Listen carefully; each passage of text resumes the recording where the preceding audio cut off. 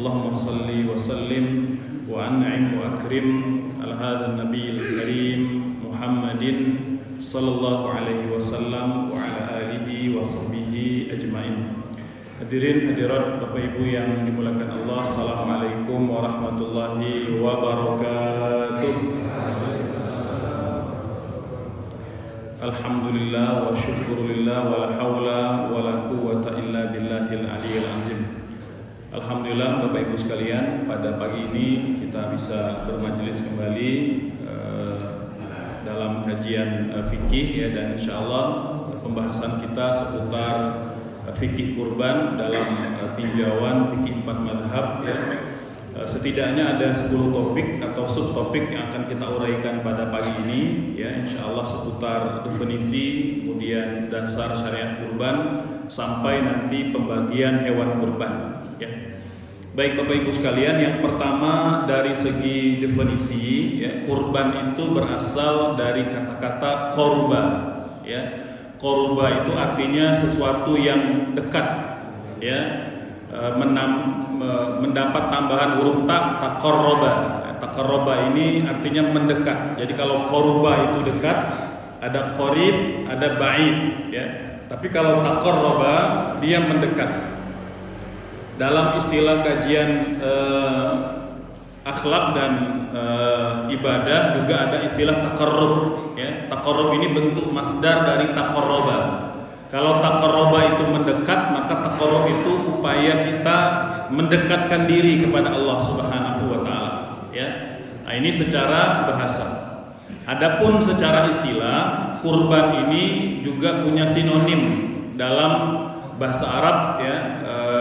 Misal ada kata udhiyah ya. Udhiyah ini artinya hewan yang dikurbankan atau dikorbankan. Dari kata-kata doha, yudhi artinya berkorban. Kalau udhiyah adalah hewan yang kita korbankan. Lebih terperinci Syekh Said Sabiq dalam kitab beliau Fiqh Sunnah menyebutkan bahwa udhiyah atau dohiyah ismun adalah sebuah nama, sebuah istilah lima yuhbahu minal ibili wal baqari wal ghanam ya. Hewan atau istilah yang dipakai untuk hewan yang disembelih, baik berupa unta, sapi atau kambing. Kapan? Yauman nahri ya, pada hari nahar. Hari nahar itu tanggal 10 Zulhijjah, hari raya Idul Adha ya. Disebut yauman nahri atau hari nahar karena nahar itu artinya penyembelihan ya. Penyembelihan itu namanya dalam bahasa disebut nahar. Maka hewan yang disembelih ini itu pada hari nahar. Wa ayyamat tasyriqi, dan hari-hari tasyrik ya, tanggal 11, 12 dan 13 Zulhijjah ya, hari di mana ibadah haji atau jamaah haji juga sedang menyempurnakan manasik mereka sampai tanggal 13 Zulhijjah ya. Dalam rangka apa? Taqarruban, kata beliau. Dalam rangka taqarruban ilallah, dalam rangka beribadah kepada Allah Subhanahu wa taala. Maka penting Bapak Ibu sebagai orang yang tahun ini insyaallah akan berkurban, maka niat taqarrub ini harus betul-betul terhujam dalam hati. Jangan sampai dinodai oleh keinginan atau hasrat-hasrat duniawi ya. Apakah itu ingin disebut dermawan, ingin disebut orang yang banyak berinfak, banyak berkurban dan lain sebagainya ya. Karena kurban kita memang semata-mata dalam rangka lebih mendekatkan diri kepada Allah Subhanahu wa taala. Kemudian yang kedua, syariat berkurban Bapak Ibu sekalian ini berdasarkan Al-Qur'an, As-Sunnah dan ijma', konsensus para ulama tanpa ada khilaf. Artinya ulama 4 mazhab sepakat mengatakan kurban itu adalah sesuatu yang disyariatkan ya. Meskipun dalam agama ataupun aliran lain juga ada penyembelihan ya, tetapi yang dilakukan adalah banyak terjadi penyimpangan ketika kurban atau sembelihan itu diperuntukkan untuk sesajen ya, untuk persembahan kepada makhluk-makhluk Allah tertentu, maka hal itu semua dilarang dalam agama kita. Berkurban dalam agama Islam itu semata-mata untuk Allah Subhanahu wa taala. Meskipun Allah mengatakan dalam Al-Quran, la yanalallaha luhumuha wala dima'uha walakin yanaluhu taqwa minkum. Tidak sampai darahnya, tidak sampai dagingnya kepada Allah. Yang sampai adalah takwa, ya, karena darahnya diserap oleh tanah, sementara dagingnya dibagikan kepada orang-orang yang beriman. Nah, ini Bapak Ibu tentang syariat berkurban. Dasarnya Al-Quran surah Al-Kautsar ayat 1 sampai ayat 3, Allah berfirman, A'udzubillahi minasyaitonirrajim, Bismillahirrahmanirrahim, Inna a'tainakal kautsar fashalli li rabbika wanhar inna syani'aka huwal abtar. Maka ayat ini Bapak Ibu sekalian ada isyarat untuk kita menyembah dan melakukan kurban kepada Allah Subhanahu wa taala. Fashalli li rabbika wanhar, ya.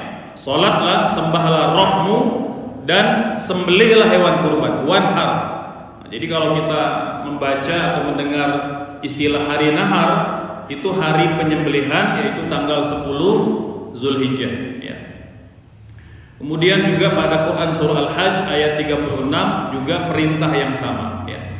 Yang kedua dari hadis Bapak Ibu sekalian, antaranya hadis dari Ibunda Aisyah radhiyallahu anha, riwayat Tirmidzi, Ibnu Majah dan Al-Hakim. Beliau mengatakan bahwa Nabi bersabda, tidak ada amal yang lebih utama. Tidak ada amal yang lebih utama Bapak Ibu sekalian dikerjakan pada hari nahar, ya, yang lebih Allah cintai daripada menyembelih hewan kurban. Jadi kalau kita selama ini sering bertanya amal yang paling afdal, yang paling utama pada hari raya Idul Adha, maka berdasarkan hadis ini ulama sepakat yang dimaksud oleh Nabi adalah penyembelihan hewan kurban.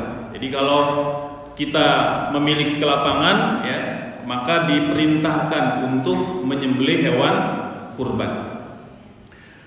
Nabi bersabda bahwa pada hari kiamat kurban yang disembelih oleh seorang muslim akan datang, ya, berupa ganjaran pada hari kiamat itu dengan tanduknya, ya, dengan bulu-bulunya, ya, dengan kuku-kukunya dan darah yang menetes dari hewan kurban tadi itu telah dicatat oleh Allah pahalanya sebelum darah itu menetes ke bumi. Artinya Bapak Ibu, pencatatan jariah kebaikan atau pahala dari ibadah kurban itu sangat cepat, gitu. Jadi tidak menunggu lama.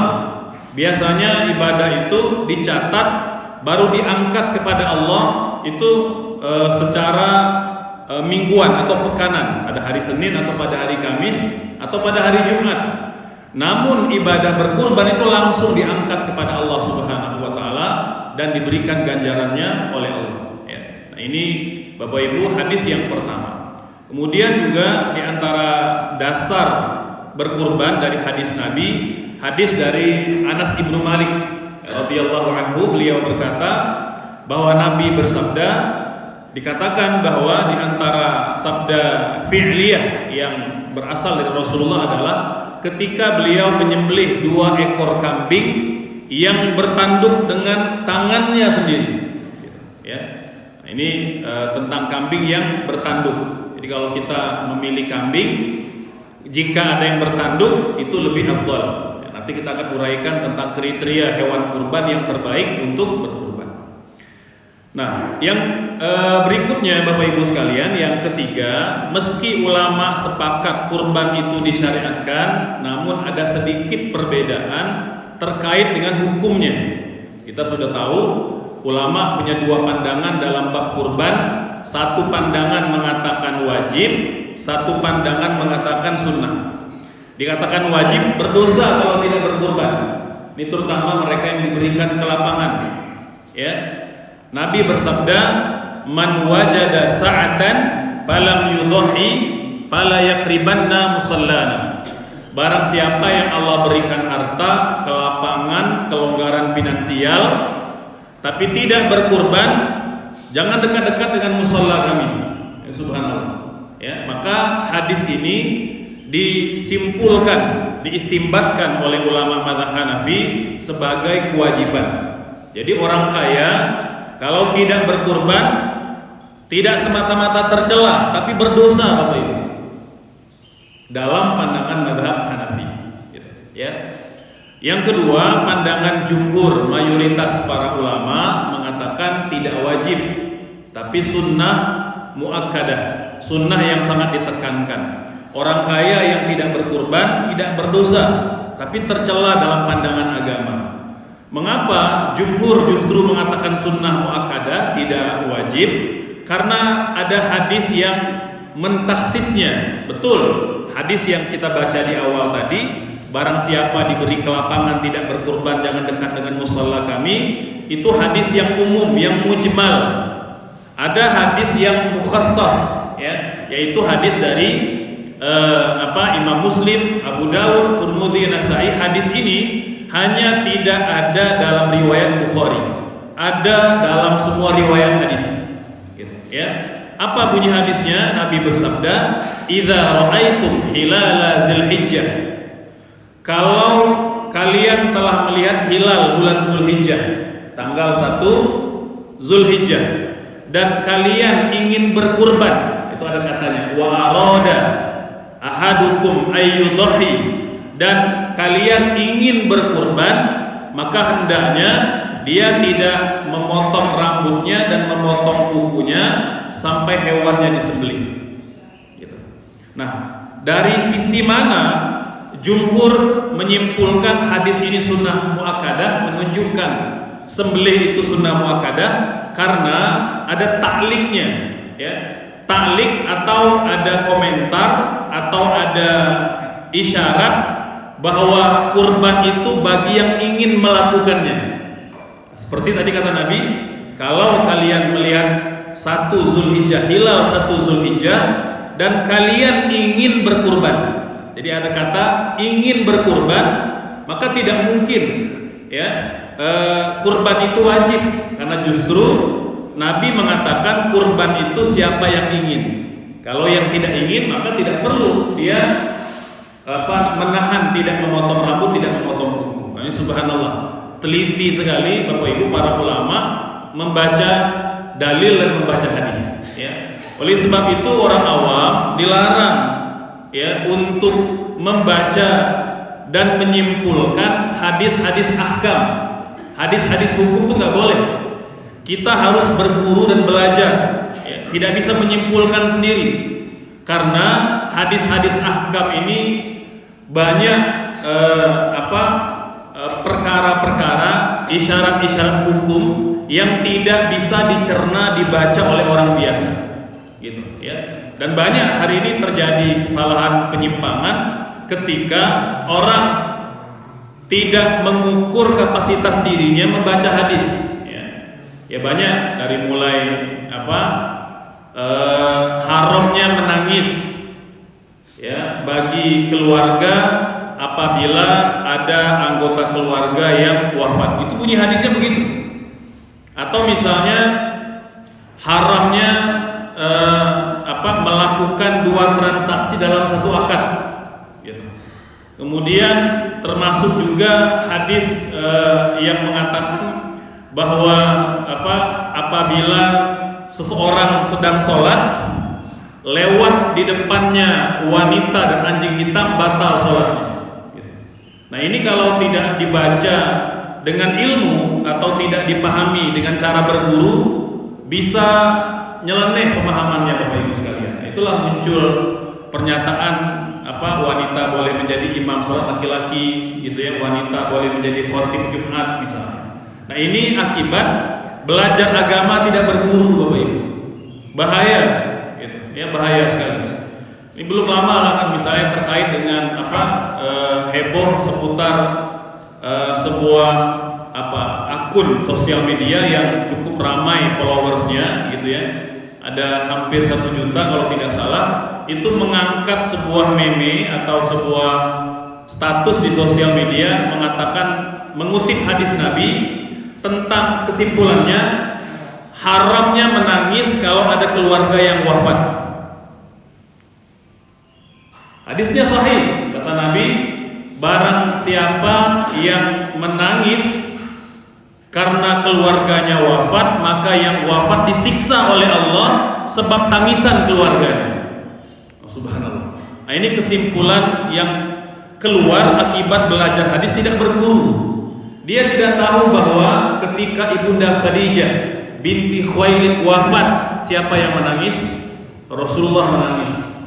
Maka Ibunda Khadijah, ya, ibunya umat orang beriman, itu disiksa oleh Allah gara-gara ditangisi oleh Rasulullah SAW. Termasuk juga ketika Nabi wafat ditangisi oleh Ibunda Aisyah, artinya Nabi disiksa di kuburnya karena tangisan Ibunda Aisyah radhiyallahu anha. Ini bahaya, Bapak Ibu. Ya. Siapa yang berani mengatakan Nabi disiksa di kuburnya? Nah, ini akibat belajar yang tidak berguru, Bapak Ibu. Padahal kalau dia mau bersabar saja belajar hadis, ulama sudah mensyarah, hampir di seluruh kitab syarah hadis dijelaskan apa maksud Nabi mengatakan orang yang dikubur disiksa karena tangisan keluarganya, kalau sebelum wafat yang meninggal berwasiat, tolong nanti kalau saya wafat tangisi kematian saya. Karena Bapak Ibu sekalian, Nabi berbicara tentang tradisi Arab jahiliyah. Orang Arab jahiliyah itu kalau tidak ditangisi keluarganya aib, Bapak Ibu. Dan tradisi ini ada dalam tradisi masyarakat Sumatera Utara. Ada dari Sumatera Utara di sini? Bapak Ibu, itu kalau ada keluarga yang tidak menangis di Sumatera Utara karena wafatnya keluarga mereka, itu aib keluarga. Maka ada orang yang berpesan, tolong ya menangis di kuburan saya. Ini yang Allah katakan yang dikubur disiksa di kuburnya karena tangisan keluarganya. Subhanallah. Gara-gara tidak baca syarahnya, tidak baca asbabul wurudnya, menyampaikan statement yang berbahaya. Dan banyak hari ini Bapak Ibu sekalian, ya, yang mereka merasa dengan baca terjemah saja, ini kan hadis sahih. Betul, hadisnya sahih, tapi otak Anda yang tidak sahih, akal kita yang tidak sahih. Nah ini Bapak Ibu, jadi kita kalau memang tidak punya ilmunya, tidak punya kapasitas, jangan bicara. Ya, karena kata Umar bin Abdul Aziz, orang yang berbicara tanpa ilmu lebih banyak mudaratnya daripada maslahatnya. Maka tahan lisan kita, Bapak Ibu. Ya, kan kita juga dalam perkara-perkara tertentu tidak mungkin berbicara. Misalnya bab kesehatan, bab kedokteran, termasuk arsitek bangunan, kan kita nggak mungkin komentar sesuatu yang tidak kita kuasai gitu. Ya, makanya Allah juga berfirman dalam Quran surah Al-Isra, "Wala taqfu ma laysa laka bi'ilmun." Ya, kemudian juga fas'alu ahla dzikri in kuntum la ta'lamun. Jangan menceburkan diri kita dalam perkara-perkara yang tidak kita kuasai, dan tanyalah orang berilmu kalau kalian tidak tahu. Nah, ini kata kuncinya Bapak Ibu sekalian, ya.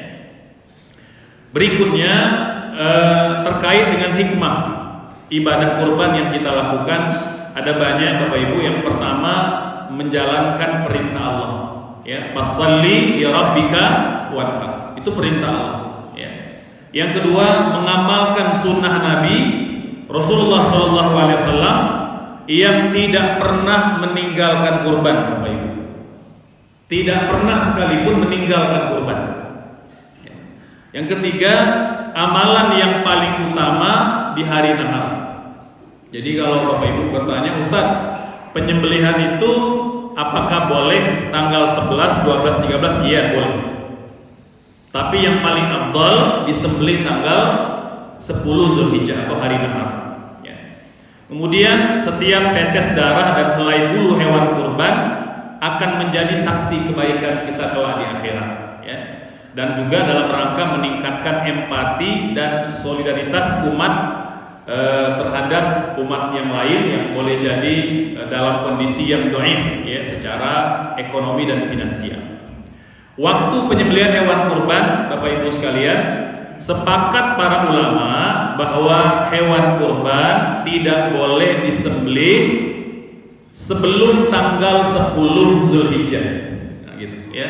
Jadi paling awal tanggal 10 dan setelah pelaksanaan sholat Id, gitu, ya, tidak boleh sebelumnya, ya. Dan waktunya itu sampai tanggal 13 Zulhijjah ketika matahari telah terbenam. Jadi ba'da asar tanggal 13 itu masih boleh menyembelih. Karena dia pergantian hari dalam Islam dengan tenggelamnya matahari, ya. Jadi ba'da asar kalau kita memang belum sempat menyembelih waktu atau hari sebelumnya boleh, ya. Yang penting sebelum terbenam matahari. Karena kalau sudah terbenam matahari sudah masuk tanggal 14 Zulhijjah, ya, sudah lewat waktu untuk kita berkurban. Jenis hewan kurban Bapak Ibu sekalian, ini panduannya ada pada Quran surah Al-Hajj ayat 34. Allah mengatakan yang boleh dikurbankan itu adalah bahimatil an'am, bahimah. Nah, jadi tidak semua hewan boleh dikurbankan Bapak Ibu. Hewan apa yang masuk kategori bahimah? Ulama menyimpulkan ada pada 3 jenis hewan. Yang pertama unta, yang kedua sapi, dan yang ketiga kambing atau yang sejenis dengannya. Nah, ini bahimah. Maka kuda, ya, ayam, ikan dan lain-lain itu tidak termasuk bahimah Bapak Ibu. Ya. Jadi kurban terbatas pada bahimah saja. Meskipun, nah ini perlu tahu ya, ada sebagian kecil sekali beberapa ulama yang memperbolehkan. Kalau orang betul-betul tidak punya uang, dia boleh kurban dengan ayam. Dia boleh kurban dengan apa aja yang dia miliki gitu. Dia niatkan kurban. Namun pendapat ini berseberangan dengan mayoritas pandangan para ulama karena berkaitan dengan kurban dijelaskan panduan dalam Al-Qur'an sebagai bahimatil an'am, ya. Kemudian untuk kriteria setidaknya ada 4 Bapak Ibu, ya. Jadi ada kriteria fisik itu ada 4 poin, ada kriteria umur, ya, juga ada sekurang-kurangnya 4 poin gitu ya. Jadi yang pertama kalau kriteria fisik, hewannya harus yang terbaik, baik dari segi fisiknya maupun bobotnya Bapak Ibu. Ya, artinya tidak ada cacat, kemudian tidak terlalu kurus, ya, atau terlalu ringan timbangannya gitu. Kalau dia cacat seperti buta sebelah, ya, dan jelas kebutaannya, maka dia tidak boleh dikurbankan. Boleh disembelih, ya, jadi ibadah biasa saja, ibadah infak sedekah boleh, ya, tapi tidak boleh dikurbankan. Yang kedua yang sakit, hewan yang sakit gitu ya. Apakah penyakit mulut, penyakit kulit dan lain sebagainya, ini tidak boleh dikurbankan. Yang ketiga pincang, buntung itu nggak boleh dikurbankan. Yang keempat yang sangat kurus, ya, sehingga tidak punya sumsum tulang. Jadi kalau terlalu kurus, terlalu kecil, nah ini juga Bapak Ibu tidak diperbolehkan atau tidak sah dikurbankan. Gitu. Nah, ini kriteria fisik. Kalau kriteria umur Bapak Ibu sekalian, ya, unta itu yang berumur minimal 5 tahun. Karena 5 tahun ini unta itu biasanya sudah tumbuh sempurna gitu, ya. Nah, jadi tumbuh maksimal sehingga dagingnya lebih banyak manfaatnya. Kalau sapi berumur minimal 2 tahun. Ya, kalau kambing berumur minimal 1 tahun. Ya. Kemudian sebagian ulama memberikan keringanan kalau tidak bertemu, tidak mendapatkan yang setahun, minimal 6 bulan. Minimal 6 bulan. Nah, jadi tidak boleh domba atau kambing yang kurang dari 6 bulan. Karena kalau di bawah 6 bulan itu terlalu kecil, Bapak Ibu. Ya. Nah, jadi boleh disembelih tapi bukan untuk kurban. Selanjutnya ketentuan jumlah kurban Bapak Ibu sekalian, ya. Kurban ini Bapak Ibu ulama sepakat, ya, telah dianggap cukup berkurban 1 ekor kambing untuk 1 keluarga. Ini ulama sepakat dulu. Ya, kita mulai dari yang ulama bersepakat, nanti kita akan jelaskan di mana perkara-perkara ulama berbeda pendapat. Jadi 1 ekor kambing ulama sepakat tanpa ada khilaf. 1 ekor kambing cukup untuk kurban 1 keluarga, satu kepala keluarga. Ada ayah, ya ada ayah, ada ibu, anak, istri, dan keluarga yang ada di bawah tanggungan nafkahnya. Cukup dengan satu ekor kambing, ya. Artinya kalau satu ekor kambing itu satu bagian, begitu pula dengan satu bagian sapi dan satu bagian unta, gitu, ya. Ini berdasarkan hadis yang sahih dari Imam Tirmidzi dan Imam Ibnu Majah. Nah, pada masa Nabi, seperti mana hadis dari beberapa orang sahabat seperti Anas bin Malik, Abdullah bin Abbas, Abdullah bin Umar mengatakan, kami biasa pada masa Nabi itu satu ekor sapi atau satu ekor unta berkurban untuk 7 orang dan masing-masing punya keluarga. Jadi 7 orang itu 7 orang sahabat Nabi. Mereka masing-masing punya keluarga. Ya, oleh sebab itu ulama juga sepakat bahwa satu bagian sapi, satu bagian unta memadai untuk satu kepala keluarga. Kemudian terkait dengan boleh apa tidak jika satu keluarga itu berkurban beberapa orang, maka Bapak Ibu sekalian, mayoritas para ulama mengatakan boleh.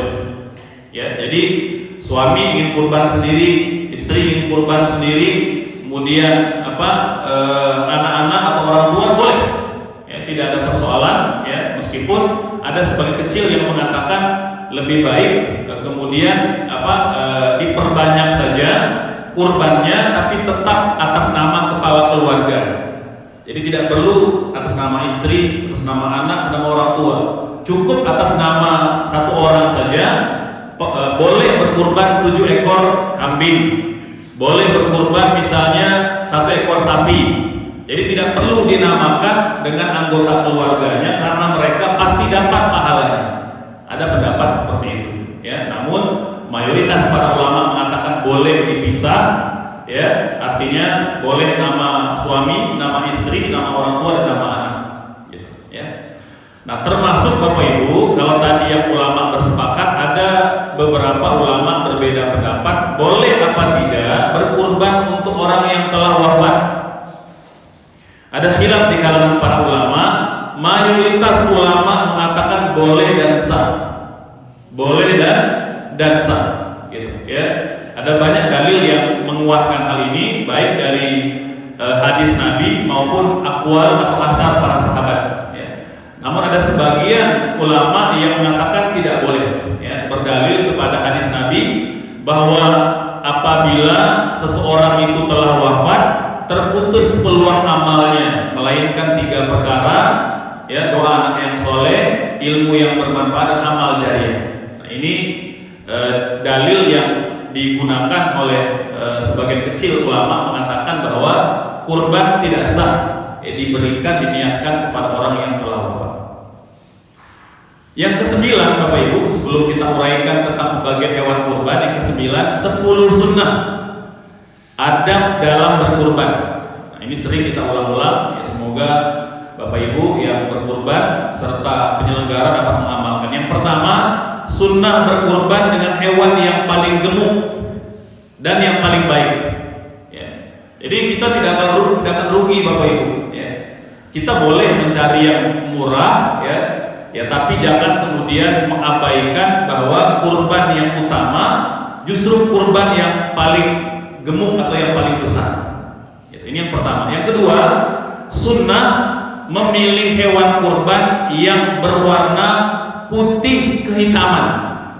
Subhanallah. Nah, ini Nabi selama berkurban selalu memilih mau kambing atau mau sapi, cari yang berwarna putih kehitaman. Dalam pengalaman Nabi, dagingnya lebih sehat dan lebih enak untuk dimakan, gitu. Kalau bisa, gitu, ya. Kalau tidak, maka apa yang kita dapatkan, yang penting dia memenuhi syarat sebagai hewan kurban. Kemudian yang bertanduk, ini juga dalam Tibun Nabawi itu memang lebih berkualitas dagingnya dibanding yang tidak bertanduk. Yang kedua, ini penting Bapak Ibu. Yang ketiga, sunnah mengikat atau menambatkan hewan kurban sebelum disembelih. Nah, jadi upayakan kita sudah beli beberapa hari sebelum penyembelihan sehingga ada jeda waktu hewan ditambat dulu Bapak Ibu. Ini hikmahnya, kalau ditambat atau diikat, hewan itu dia akan lebih cooling down gitu. Dia tidak stres, dia tidak panik, sehingga mudah disembelih atau direbahkan ketika penyembelihan. Nah, ini kan banyak kasus, mungkin yang di Malaysia kan, ketika ada lembu, hari itu sampai, hari itu disembelih. Ya, pas disembelih ngamuk. Ya, nauzubillah. Ya, semoga tidak terjadi di kita. Itu golok yang dipakai untuk menyembelih leher terkena tangan penyembelihnya. Ya. Penyembelihnya dilarikan ke rumah sakit, ya, tapi tidak tertolong, wafat Bapak Ibu. Subhanallah. Maka perlu kita mengamalkan sunnah-sunnah, termasuk mengikat atau menambatkan hewan sebelum dikurbankan. Yang keempat, bagi yang berkurban, tadi Bapak Ibu, bagi yang berkurban tanggal 1 Zulhijjah. Kapan mulai tanggal 1 itu? Maghrib, ya. Jadi maghrib tanggal 1 Zulhijjah sampai hewan kita disembelih, itu kita disunnahkan Bapak Ibu. Tidak wajib, disunnahkan laki-laki atau perempuan yang berkurban tidak memotong rambut dan tidak memotong kukunya. Cukup atas nama yang berkurban. Keluarganya nggak perlu. Contoh suami berkurban, istri, anak-anak, ya tetap boleh memotong rambut, memotong kuku, tidak ada masalah. Jadi hanya yang berkurban saja. Yang kelima, bagi yang berkurban sunnah menyembelih sendiri kalau punya keahliannya, gitu ya. Yang keenam, sunnah bagi yang berkurban menghadiri proses penyembelihan. Nah, jadi kalau kita tidak bisa nyembelih sendiri, minimal hadir Bapak Ibu. Minimal hadir, karena disunnahkan kita melihat hewan kurban itu disembelih. Gitu. Kemudian ketujuh, menggunakan pisau yang tajam. Ya, jadi pisau yang tajam ini agar cepat penyembelihan, tidak terasa oleh hewan. Ya, termasuk Bapak Ibu sekalian, adab-adabnya juga dijaga, ya. Artinya menyembelih tidak di depan hewan yang lain, gitu ya. Walaupun hewan tidak punya akal, mereka punya perasaan, Bapak Ibu. Ini yang kita jarang ketahui. Hewan tidak punya akal, tapi mereka punya perasaan. Namanya idrak, kata Imam Syafi'i. Jadi hewan itu bisa merasa, dia bisa sedih, dia bisa marah, gitu. Itu hewan. Mereka tidak punya akal, tapi punya perasaan, gitu, ya. Jadi termasuk untuk menghalangi, gitu ya, penyembelihan itu dari hewan yang mungkin sedang menunggu untuk disembelih. Gitu. Penyembelihan disunnahkan menghadap ke arah kiblat ketika menyembelih, ya. Kemudian menghadapkan hewan sembelihan juga ke arah kiblat jika memungkinkan, jika tidak menghadap ke arah manapun, yang penting aman, ya. Dan setelah itu penyembelih disunnahkan membaca basmalah dan berdoa, ya. Kata kunci Bapak Ibu, pertama basmalah, yang kedua berdoa. Allahumma taqabbal hada min fulan dan seterusnya, ya. Nah, ini terkait dengan pembacaan basmalah dan doa ketika penyembelihan.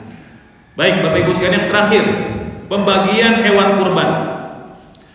Dalam Quran surah Al-Hajj ayat 28, kemudian Al-Hajj ayat 36, hadis Imam Muslim dan beberapa hadis yang lain menyebutkan bahwa hewan kurban itu Bapak Ibu dibagi tiga. Ya, dibagi tiga. Walaupun ulama berbeda pendapat, dibagi tiga ini harus sama rata atau yang penting ada porsinya, gitu ya. Nah, ulama sepakat bahwa hewan kurban itu dibagi tiga dulu, ya, dibagi tiga. Satu untuk dimakan. Dimakan siapa? Dimakan kaum muslimin, mau panitianya, mau warga. Intinya dimakan bersama-sama Bapak Ibu sekalian. Ya. Yang kedua, dihadiahkan atau diberikan kepada kepada fakir miskin, ya. Dan yang ketiga untuk disimpan, ya. Jadi sesuai dengan hadis Imam Muslim, kulu, kata kata Nabi, makanlah, wadakhiru, simpan, kemudian watasaddaqu, dan sedekahkan. Nah, itu kata kuncinya sekali, ya.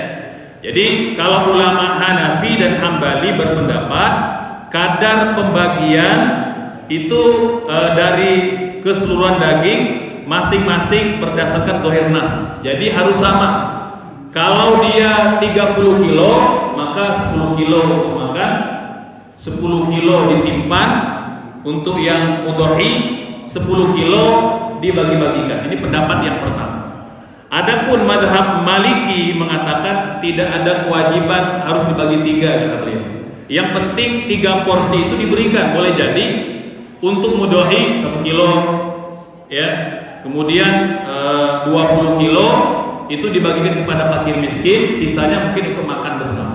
Nah, begitu. Jadi ada khilaf Bapak Ibu di kalangan para ulama, namun yang mereka sepakat hewan kurban itu dibagi pada 3 pendistribusian. Ya, ada yang buat dimakan bersama, ada yang buat disimpan atau diberikan kepada mudhi, dan yang ketiga dibagikan kepada fakir miskin.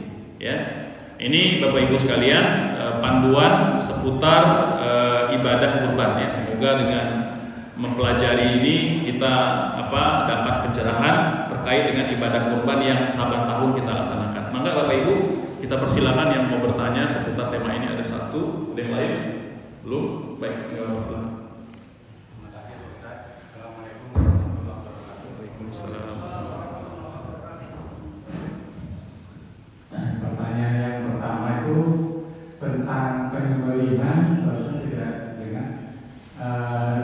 Golok itu apakah boleh setelah mengangkat, kemudian dinilai belum putus urat ininya, apakah boleh ditimpa lagi gitu? Sebab ini Pak, saya kalau di Indonesia di rata-rata saya berarti sudah taat pada sunnah yang tadi Bapak sampaikan.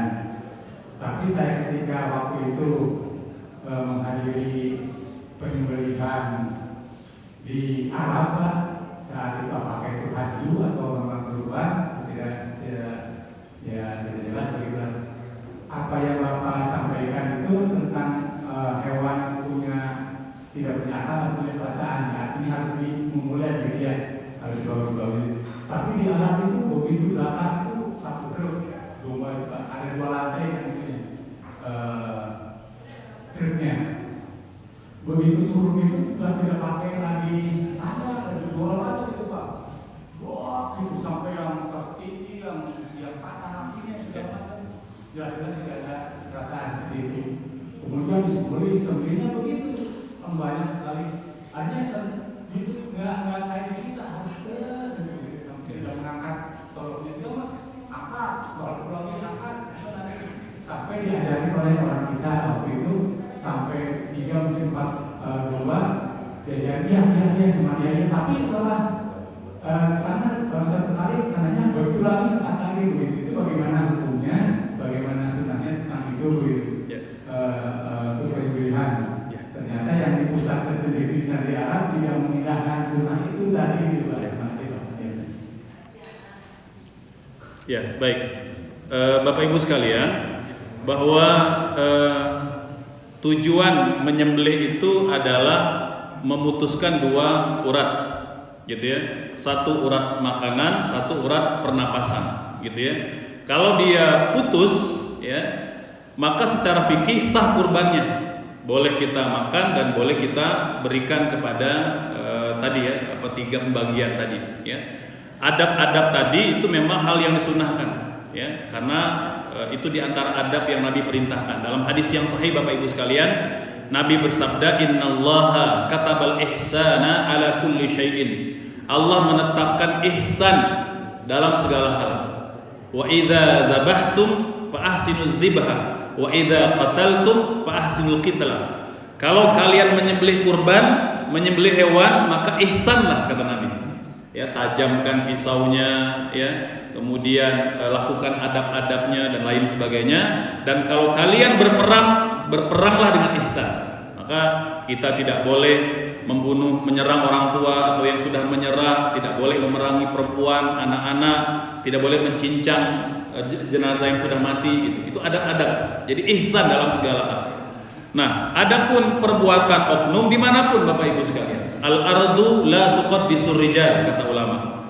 Negeri yang mulia, tanah suci tidak memuliakan penghuninya, tidak menjamin, ya. Ya, karena kalau kita bicara Abu Jahal juga lahir di kota Mekah, Abu Lahab juga lahir di kota Mekah, ya. Kecuali yang Abu yang di Indonesia itu beda ya, itu produk Indonesia. Jadi Bapak Ibu sekalian, intinya perbuatan oknum-oknum tertentu ya tidak kemudian mengurangi mulianya sunnah-sunnah Nabi. Jadi ya kalau ada oknum yang berbuat demikian ya dia tidak mengamalkan sunnah, gitu. Ya mau tinggal dimanapun dia, gitu. Bahkan kalau dia keluarga kerajaan sekalipun, maka itu tidak membuat perbuatannya itu dibenarkan. Artinya memang tidak sampai haram, tapi makruh, dibenci dalam syariat, ya. Ketika kita tidak berperi kehewanan kepada hewan. Nabi memerintahkan bahwa ihsan adalah menyembelih. Ya, mengapa satu kali aja itu dianggap yang terbaik? Karena biar tidak menyiksa sembelihan. Boleh nggak sampai 2 kali 3 kali? Boleh Bapak Ibu. Tapi makruh, karena itu menyiksa.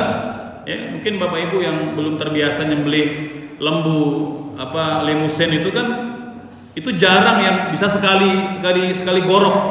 Ya, itu kadang harus terangkat 2 kali gitu, karena lebarnya lehernya itu. Ya, belum lagi kadang kalau kulit leher itu kan nggak bisa digenggam oleh satu orang, kadang beberapa orang gitu. Nah itu kadang terpaksa terangkat goloknya gitu. Ya, maka terangkat 2 kali, terangkat 3 kali itu makruh, tapi tetap sah kurbannya, Bapak. Ya, makanya sebenarnya sunnah-sunnah yang diajarkan oleh para ulama, ya, para masyayikh, para kiai di Indonesia sudah menepati sunnah, gitu. Kita upayakan sembelih itu sekali gorok saja, ya, agar tidak menyiksa. Tapi kalau terpaksa terangkat, gitu ya, kan sama seperti ada santri gitu ya belajar nyembelih ayam, disembelih ayamnya masih lari-lari gitu, masih berkokok gitu ya, udah ditangkap disembelih lagi, itu boleh Bapak, nggak ada masalah, ya, karena kan intinya memastikan bahwa hewan itu disembelih pada pangkal tenggorokannya memutuskan 2 urat leher, gitu. Wallahu a'lam. Ya. Jadi yang haram itu yang tidak putus kemudian dibiarkan sampai mati. Betul, itu yang haram, itu nggak boleh, gitu ya. Maka Fajar mana ya? Waalaikumsalam. Maka Fajar silakan.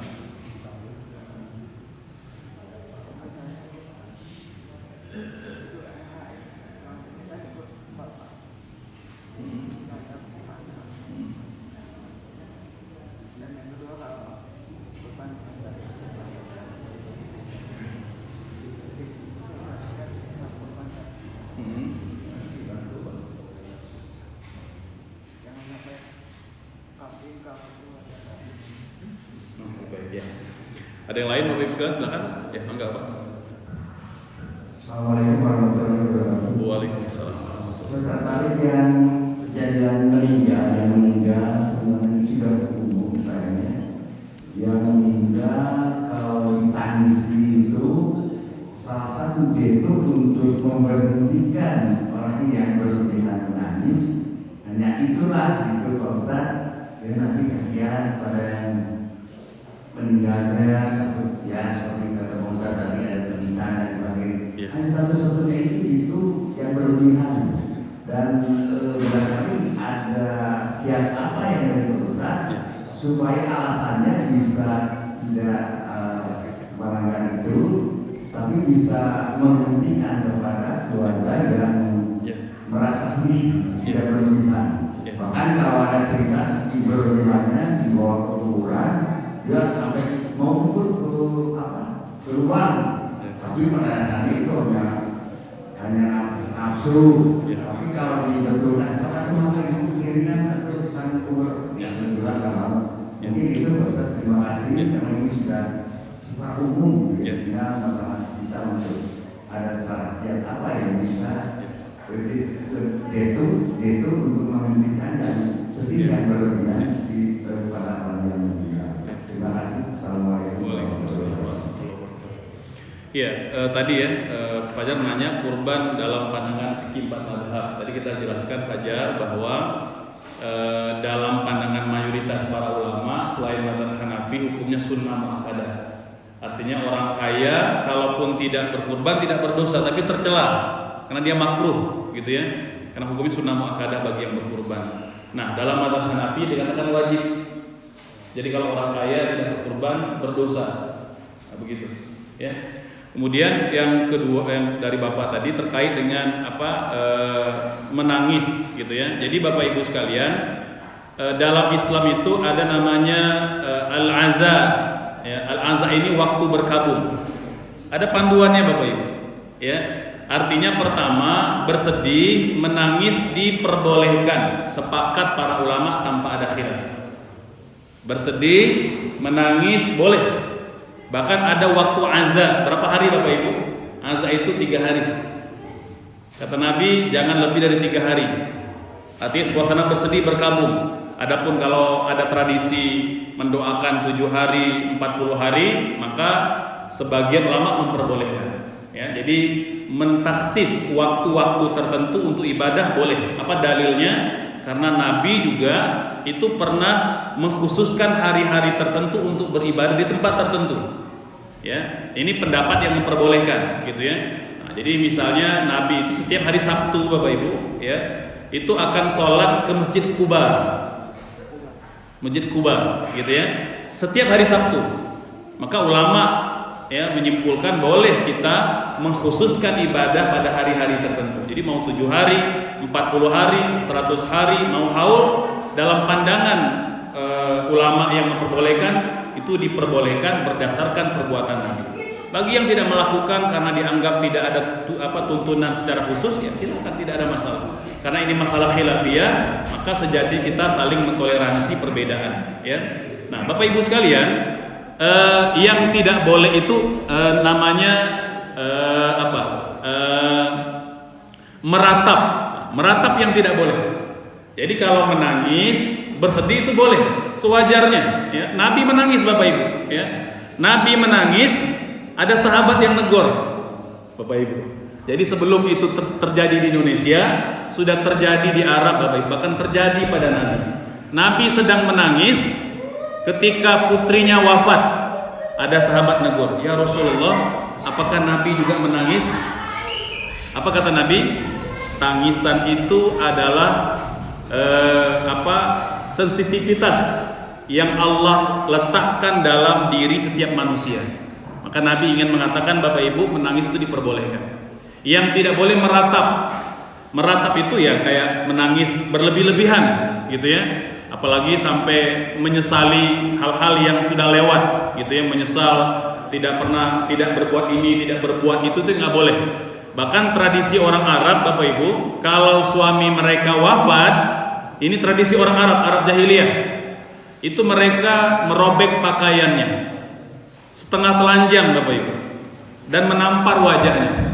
Ya, saya punya sahabat ya, sama-sama di Al-Azhar belajarnya, bertakziah ke rumah sahabat saya. Itu ketika kita bertakziah, Anda di antara keluarganya yang itu sedang merobek pakaiannya. Ya, itu kalau nggak ditahan oleh anggota keluarga itu bisa telanjang itu. Itu Arab jahiliyah Bapak Ibu. Mereka menanggalkan pakaiannya dan menampar wajah sampai merah-merah itu. Nah, ini Bapak Ibu di antara tradisi jahiliyah yang tidak sesuai dengan syariat. Maka sama di kita. Selama tangisan itu tangisan yang biasa, tidak sampai meraung-raung, meronta-ronta atau meratap ya. Itu diperbolehkan Bapak Ibu sekalian. Dan kita sebagai anggota keluarga atau masyarakat yang hadir, kalau tangisannya masih wajar, biarkan saja. Itu lumrah, itu naluri, itu fitrah Bapak Ibu. Nah, jangan sikap kita berlebihan. Ini orang nangisnya biasa. Nah, jangan, kasihan orang tuamu. Subhanallah Bapak Ibu sekalian. Itu sama kita dengan mengatakan bahwa perbuatan Nabi itu salah. Karena Nabi Bapak Ibu dalam hadis yang sahih, hadis Bukhari, hadis Muslim, Abu Daud, Tirmidzi, Nasa'i, Ibnu Majah menyebutkan bahwa Nabi menangis tatkala kematian Khadijah binti Khuwailid. Nabi menangis bahkan sangat bersedih ya. Dan lama sedihnya Nabi ketika wafatnya paman beliau Hamzah bin Abdul Muttalib. Saking sedihnya Nabi Bapak Ibu itu bertahun-tahun sampai akhirnya Wahsy yang menombak paman Nabi itu, beliau ikut bersedih juga. Karena Nabi, Bapak Ibu, walaupun telah memaafkan Wahsy, selama Wahsy telah bertobat, Nabi tak pernah kuat memandang wajah Wahsy. Begitu pandang aja beliau tunduk, pandang aja tunduk, gitu. Ya, Wahsy pun sangat menyesali itu, walaupun nanti ketika pada masa pemerintahan Abu Bakar, beliau bersumpah untuk menebus kesalahan itu. Beliaulah yang menombak dada Musailamah Al-Kadzdzab, Bapak Ibu. Nabi palsu itu Wahsy yang menombak. Kata beliau, ya Allah, semoga ini penebus, kata beliau, dosa yang pernah aku lakukan ketika menombak orang yang paling Nabi cintai, Hamzah bin Abdul Muttalib. Dan itu pun belum betul-betul menghilangkan kesedihan Wahsy, Bapak Ibu. Beliau hijrah ke Syam. Jadi Wahsy itu diantara sahabat Nabi yang bertemu Nabi, hijrah ke Syam, karena setiap kali beliau lewat di kuburan Hamzah, beliau ingat itu.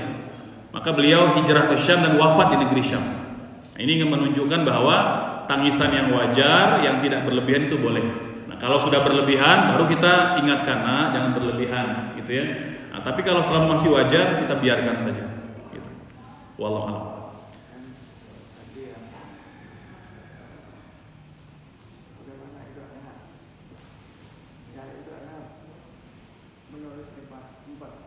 Ini cara itu ya, baik. Ada yang lain Bapak Ibu sekalian? Enggak Pak. Assalamualaikum warahmatullahi Waalaikumsalam.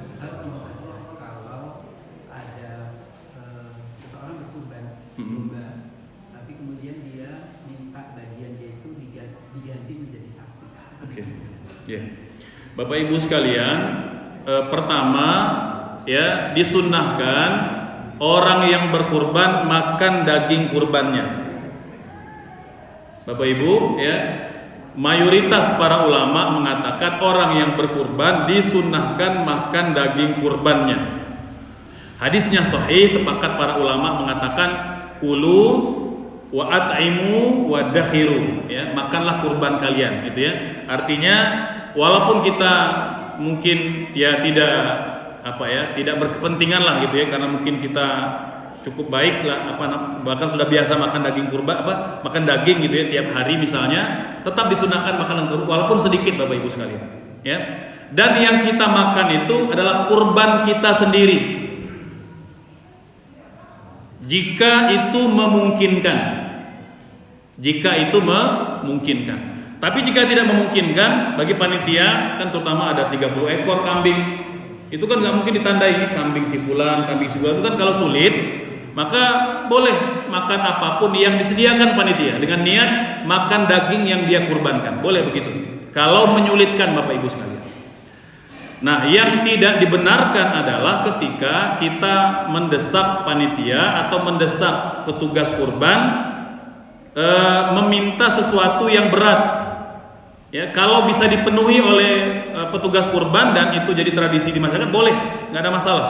Gitu ya, misalnya ada orang yang memang suka makan kaki, silakan kalau memang ada kakinya dan itu tidak memberatkan panitia atau petugas, gitu ya. Yang tidak boleh itu ketika hal itu merepotkan, memberatkan, apalagi memaksa, gitu ya. Pokoknya saya nggak mau kurbannya kalau saya nggak dapat ini misalnya, gitu. Itu ngancam panitia, itu nggak boleh sekali.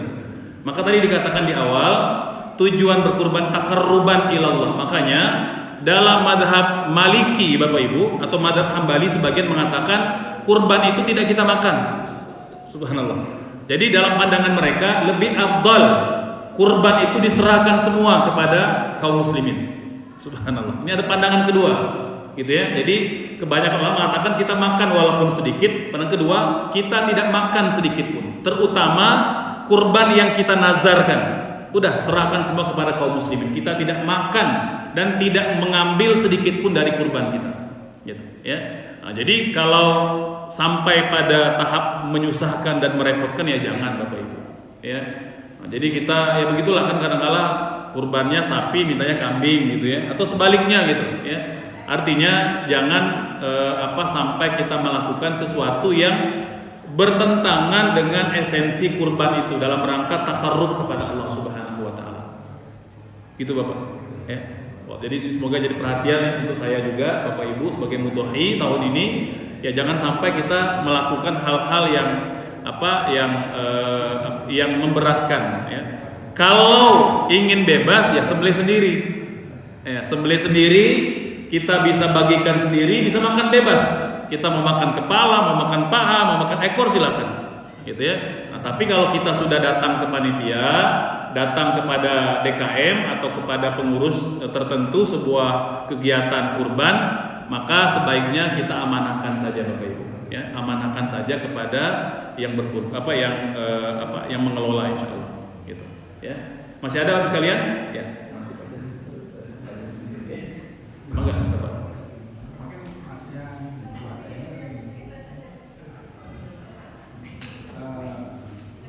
Beliau itu berkorban domba, tapi mintanya biasanya itu mungkin sapi karena tidak bisa makan kambing gitu ya.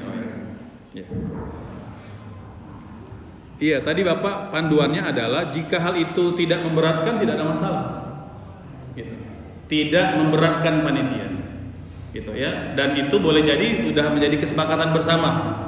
Boleh nggak nih, Bu? Ya, kalau memang sudah boleh secara umum di masyarakat boleh. Ya, tapi jika kita ingin betul-betul mengamalkan sunnah, Bapak Ibu, tadi bukan soal selera kurban itu Bapak Ibu sekalian, bukan soal nafsu kita, tapi ibadah. Gitu. Ya kan sama lah kita makan obat. Siapa sih yang suka makan obat Bapak Ibu? Nggak ada. Gitu ya. Semua kita nggak suka obat. Kalau obatnya pahit gitu ya, tidak suka, tapi kita makan juga. Maka begitulah ibadah kurban Bapak. Ya. Jadi ya walaupun kita mungkin tidak suka, tapi karena Nabi yang perintahkan itu, masya Allah, dan pasti ada kebaikan Bapak Ibu. Itu boleh jadi ada penyakit sembuh itu, subhanallah, ya, karena kita mengamalkan sunnah, gitu. Yakin aja Bapak, ya, walaupun cuma sedikit, gitu, ya, mungkin hanya seperempat kilo, setengah kilo, ya, kita nyicipi, mungkin anak-anak istri yang makan, karena masalah, gitu. Wallah. Maka Bapak ada yang lain silakan. Ya. Sekarang ini kan banyak lembaga-lembaga dakwah Ustaz ya, yang mulai kita tuh menampung donatur yang dari ini. Gimana? Donatur kurban?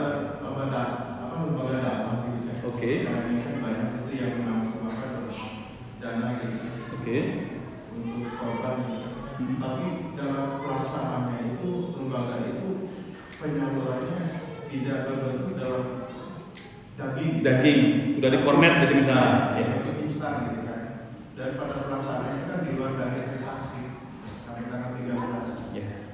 Itu gimana Pak Ustaz? Menurut saya bisa. Ya. Dan satu lagi Pak Ustaz, yang menyangkut nikah gitu kan. Gimana? Menyangkut nikahan gitu kan. Menyangkut Nikah. akikah. Oke. Itu kan sekarang kan banyak yang lebih dipermudah gitu kan. Itu betul-betul bukan dalam tapi memberikan sebagai uang gitu kan. Oke. Nah, itu Ya. aja. Ya. Salam. Ya, baik Bapak Ibu sekalian, yang pertama kurban dalam bentuk kornet boleh. Yang penting ada proses penyembelihannya. Gitu ya. Yang penting ada proses penyembelihan dan disembelih pada tanggal 10, 11, 12, 13 Dzulhijjah. Tidak di luar tanggal itu. Adapun penyaluran sebaiknya sesegera mungkin. Gitu ya. Jadi tidak ditunda kecuali ada alasan-alasan tertentu. Misalnya karena jauh tempat yang akan disasar dan lebih mudah dikornet dulu baru diantar. Nah, contoh Bapak Ibu, beberapa desa di NTT itu jarak untuk ke desa itu luar biasa. Kita kalau bawa kurban atau bawa kambing sana itu luar biasa, karena orang tidak ada ternak kambing, yang ada ternak babi aja di sana itu. Jadi untuk meringankan, maka beberapa lembaga itu ada yang menyembelih dulu kurbannya, kemudian dikornetkan. Boleh jadi kornet itu pada bulan yang berdekatan gitu ya, misalnya Dzulhijjah nanti di bulan Muharram, itu masih boleh Bapak. Bahkan dalam beberapa kasus kalau memang kesulitan mendistribusikan ke negara konflik, kayak seperti ke Suriah, ke Sudan sekarang gitu ya, itu kadang-kala butuh waktu sampai setahun baru kornet kurban itu nyampe ke jantung ibu kotanya Sudan, karena perang tadi Bapak gitu, ya. Yang penting penyembelihannya tidak boleh di luar 10, 11, 12, 13. Pendistribusian boleh. Sama juga dengan zakat fitrah Bapak Ibu sekalian. Penyerahan wajib sebelum sholat Id. Pendistribusian itu kalau bisa jangan sampai terbenam matahari. Tapi kalau ada kendala, ada uzur tertentu, maka boleh beberapa waktu setelah hari H. Yang penting penyerahan kepada petugas atau kepada amil itu selesai sebelum sholat Id. Itu yang paling utama Bapak Ibu sekalian. Ya. Walaupun ada beredar di masyarakat, Ustadz katanya kalau kita baru menyerahkan kepada amil, ya, itu belum dianggap sah zakat fitrahnya, atau belum dianggap sah zakatnya sampai diterima oleh oleh mustahik. Gitu. Nah, Bapak Ibu sekalian, pandangan ini ada, tapi bukan pandangan jumhur mayoritas para ulama. Ya. Jadi kalau pandangan jumhur bahwa zakat itu telah sah, ya, dan sudah dianggap telah membayarnya, gugur kewajibannya kalau sudah diserahkan kepada amil zakat sebagai orang yang memegang amanah. Adapun nanti pendistribusian, maka nanti amil diberikan amanah.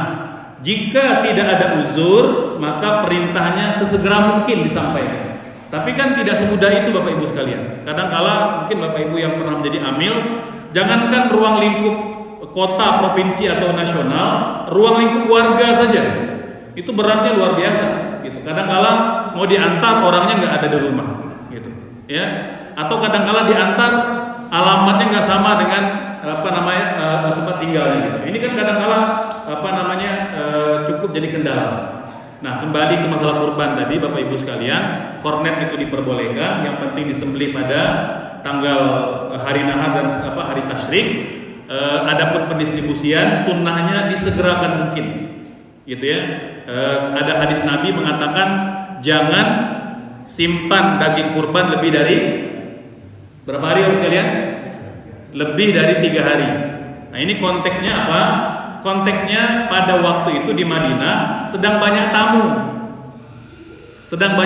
datang, dan mereka biasanya memang ya orang-orang du'afa, musafir. Maka Nabi perintahkan kepada para sahabat, tolong jangan simpan daging kurban lebih dari 3 hari, tapi jamulah tamu-tamu kita. Nah, itu konteksnya.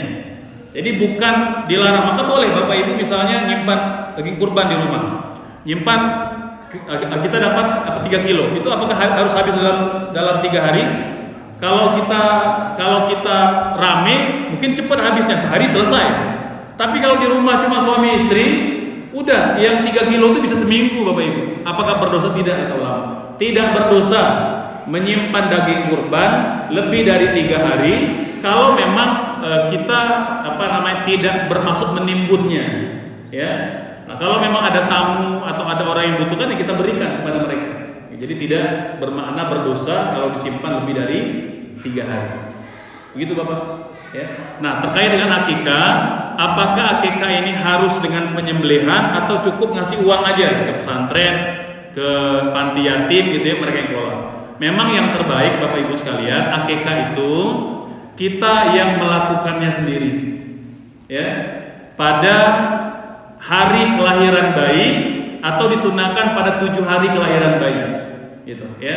Atau sebelum anak itu balik, berarti kalau laki-laki sebelum SMA, gitu ya. Nah, itu jadi karena kalau sudah balik Bapak Ibu sekalian, kata para ulama sudah lagi tidak disyariatkan, gitu ya. Kalau sudah balik, karena tujuan akikah itu adalah pembebasan jiwa anak kita yang belum balik, gitu, ya.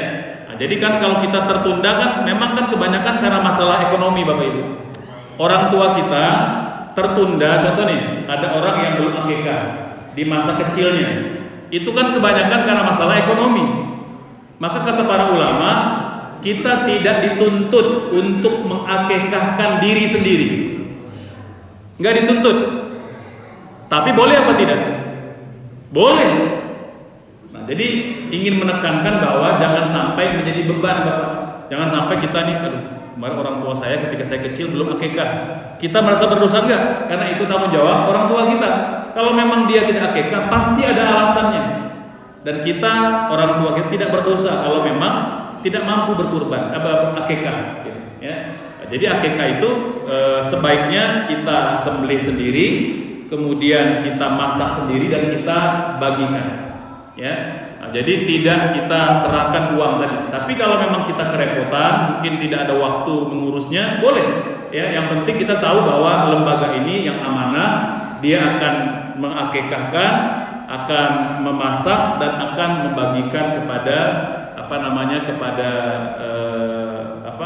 umat Islam. Dan sama Bapak Ibu, akikah juga ada bagian sunnah untuk kita makan juga, sama seperti kurban. Jadi tidak berarti akikah itu nggak boleh makan juga kita, ya. Jadi kan sampai hari ini kan juga ada tuh beberapa lembaga yang menerima khidmat akikah, udah jadi aja, udah diantar ke rumah kita, misalnya mau jadi sate, mau jadi gulai, mau jadi apapun itu sudah ada. Jadi boleh. Jadi bergantung kepada kemudahan. Ada yang afdol, ada yang kita juga harus rasional sesuai dengan kemampuan kita. Begitu Bapak. Enggak bisa deh. Mungkin yang terakhir ya. Ya, mangga silakan Pak. Ya. Ini kita kurban terus sebelum dipotong terjadi cedera di tempat penitipan. Ya. Nah, gimana Ustaz? Ya. Diganti kambingnya gimana? Ya. Nah, Bapak Ibu sekalian, kalau kurban hewan yang akan dikurbankan sudah sampai di lokasi penyembelihan, terjadi patah, cedera dan lain sebagainya, maka tetap disembelih dan tetap boleh sah. Yang tidak boleh adalah ketika hewan itu belum sampai ke tempat penyembelihan, atau memang dari kandangnya udah cacat, itu nggak boleh, nggak sah dikurbankan. Ya. Nah, termasuk ketika mau diturunkan, kan ada yang kadang ada yang lompat, ada yang patah, bahkan ada yang kena penyakit mati di hari penyembelihan. Nah, Bapak Ibu, kalau kita punya hewan kurban mati di hari H, kita sudah berniat kurban, pahalanya telah ditulis. Ya. Nah, karena kambing tadi mati tidak bisa kita konsumsi, tinggal kita manfaatkan saja untuk keperluan yang lain. Apakah kita datang ke penangkaran hewan atau ke kebun binatang gitu ya, kita sedekahkan dagingnya kepada kebun taman hewan ya, untuk makanan hewan. Jadi tidak boleh kita makan karena dia tidak disembelih gitu. Gitu Bapak. Baik Bapak Ibu sekalian, insyaallah kita cukupkan uraian pada pagi ini, semoga ada manfaatnya. Astagfirullahaladzim. Wassalamualaikum warahmatullahi wabarakatuh.